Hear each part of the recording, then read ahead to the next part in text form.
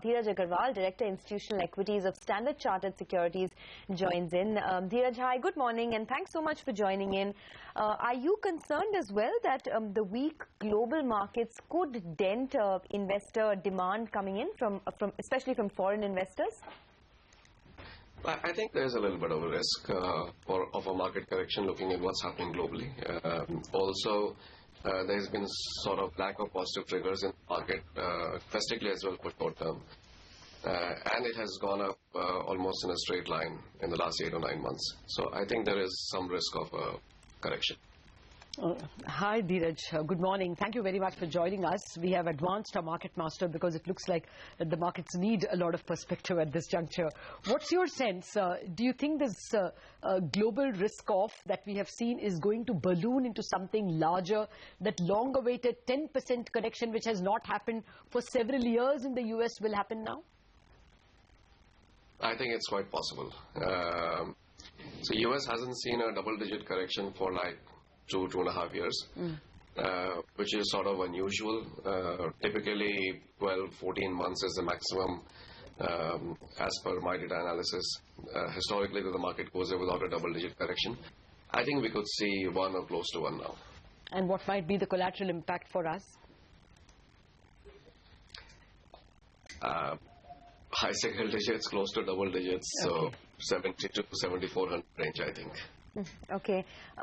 We've just entered the earnings season and it started off on a pretty good note, Dhiraj, with Infosys declaring good set of numbers. But what's the sense you're getting about how this earnings season will pan out and what could the impact be on the markets?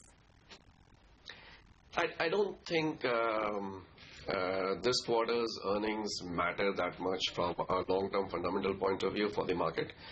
That's primarily because post the new government coming in, the general expectation is that over the next 12 to 18 months, economy will revive and earnings growth will pick up. So the near-term earnings from economy sensitivity and hence earnings sensitivity point of view doesn't really matter that much. What actually matters is are things being done in the background which will improve the economic growth, overall demand scenario, infrastructure, and hence earnings growth from a longer-term point of view.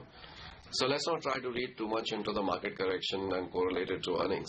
This market correction could be primarily because of a bit of a risk-off and bit of volatility that we have seen in the global markets. I think the fundamentals of the Indian economy and India is in general on the improve and will continue improving into the next few quarters. So the long term one has to be very, very bullish despite short-term corrections which is bound to happen once in a while. Okay, that point is taken perhaps, Dhiraj, that the new government can mend things in the long run. But in the short run, are you getting an impression that the markets have run seriously ahead of themselves? Especially after those IIP numbers, which for 2 months in a row are indicating complete stagnation. Even if they are inherently volatile and maybe unreliable numbers, this is telling a story that cannot be not factored by the markets. Therefore, are you going to see some near-term pullback of money, especially by foreign investors? Again, the monthly IIP numbers have been very unreliable and very, very non-trended. So again, I won't read too much into that. Foreign money inflow can slow down, and there could be a little bit of an outflow, largely because of what's happening globally at this point of time. So there is a little bit of uncertainty with respect to US tightening cycle, US rate hikes, global economy. Once again, the data in various other parts of the globe has started weakening again, which is having its own collateral damage, as you started the interview with. So fundamentally, I'm a big bull in India and the Indian economy at this point of time. But even bull market sees and needs corrections. The corrections, the source of the correction, the reason could be correction, could be anything and very flimsy. So let's not try to turn the fundamentals of the country on its head just because we are seeing some amount of risk off at this point. That's a fair point. That's a fair point. But okay, your worst case was, I thought, 7,400. In that, in the trajectory, in the move towards 7,400, what may be the leading for, what may be the leaders, which will fall the most? I mean, I think it's not. If you actually think about it, 7,800 something to 7,400 is just 6 or 7%. It's actually difficult to say which sectors will They will do double beta, mid-sectors will do half beta at this point. I mean, everything falls 6%, market will be at 7,400 in 2 weeks' time. Okay. So if this is still a buy on dips market, Dhiraj, what are the sectors that you would be most bullish on now? I mean, going forth, do you think that it is banks that will continue to lead the rally, or are you looking outside of the banking space for any leadership? No, I mean, as a general theme into this weakness, domestic economy-oriented cyclicals need to be bought into. But again, this has been one of my running themes also on your show for a year or two now, that it is actually a themeless market. It's more of a bottom-up market. And I'm going to reiterate that like a stock record. Okay. So in every sector, you can find stocks worth buying.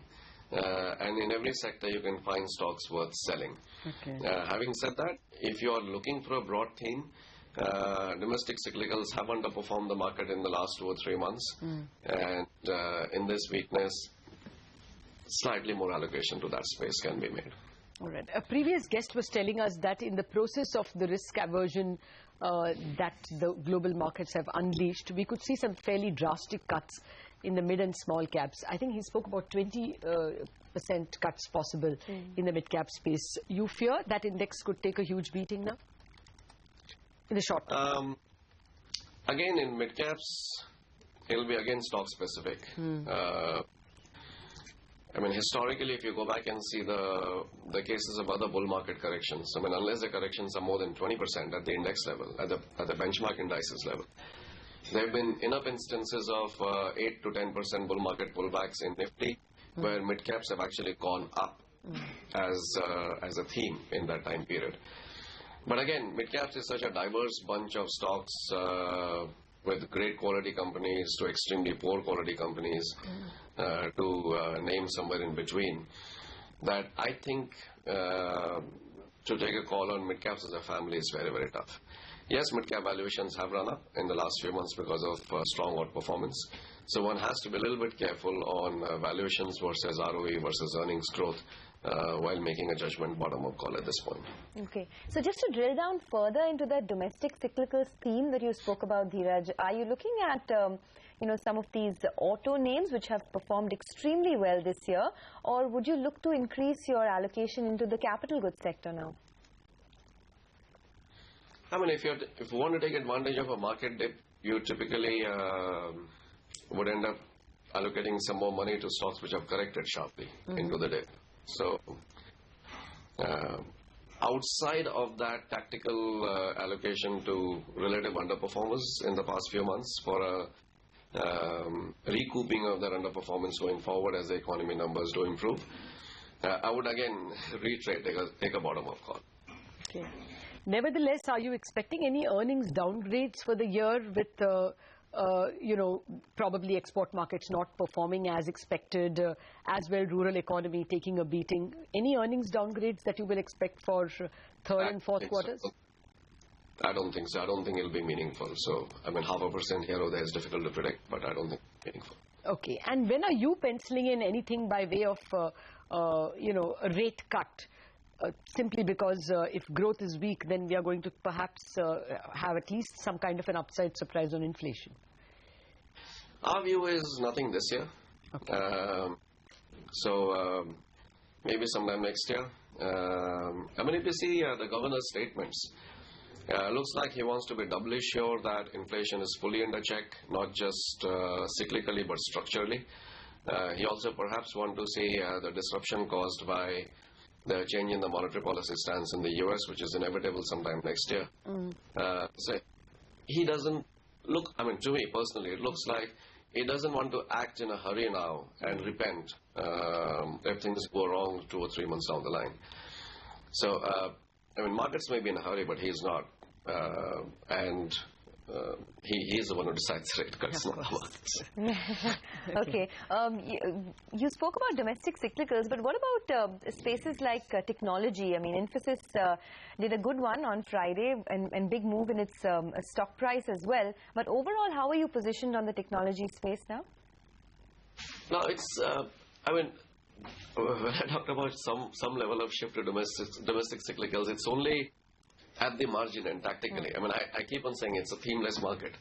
So if Infosys is doing well, Infosys is a buy. If L&T is doing well, L&T is a buy. And that makes both of them a buy. And that makes two very diverse sectors exposed to two very different economies being buys at the same time. So it's not one at the cost of the other. I think it's a very, very bottom-up market. Market is focusing on which companies are delivering earnings growth, which companies' valuations are reasonable, ROEs are going up, and rewarding those disproportionately. So it's unlike many other bull markets that we have seen in the past, where one single thing keeps on going up, irrespective of price, valuation, earnings, or ROEs. This time, it's very, very bottom-up, stock selective performance. Okay. And I think that will continue. Fair enough. Just to put the risks on the table, Dhiraj, we spoke about the global risks, but apart from global-related moves, is there anything else that would derail this market now? I mean, if the economy doesn't actually recover despite whatever the government does, and sanity test or test for that will happen not now but 2 quarters out. If the economy, if the macro numbers haven't started improving by then I think there'll be severe disappointment and all comes tumbling back down.